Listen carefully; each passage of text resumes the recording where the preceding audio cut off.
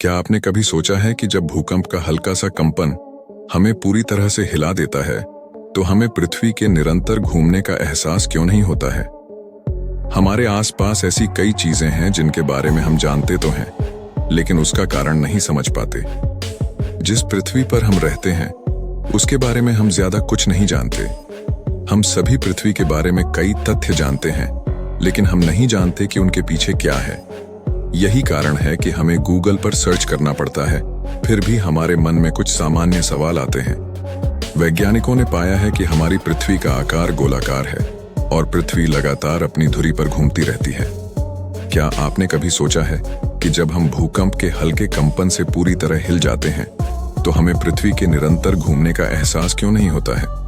भले ही पृथ्वी की घूर्णन गति 1600 किलोमीटर की गति से घूमती रहे। हमें इस दिलचस्प सवाल का जवाब बताएं। आपने संभवतः इस प्रश्न के बारे में पहले भी सोचा होगा और इसका उत्तर वैज्ञानिक पुस्तकों में पाया होगा। अपनी धुरी पर एक स्थिर गति से घूमती है, इसलिए पृथ्वी के घूमने की दिशा में कोई बल या कंपन महसूस नहीं होता है। क्रांति में दिन और रात होते हैं और हम उनके परिवर्तनों को नहीं जानते।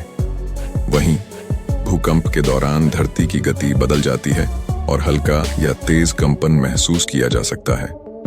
हमें यह चौंकाने वाला लगता है। इसे इस तरह से समझना बेहतर होगा।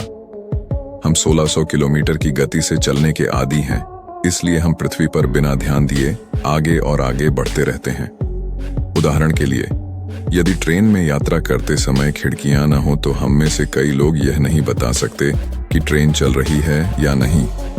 वहीं ब्रेक लगाने और स्पीड बदलने पर हमें तेज धक्का महसूस होता है।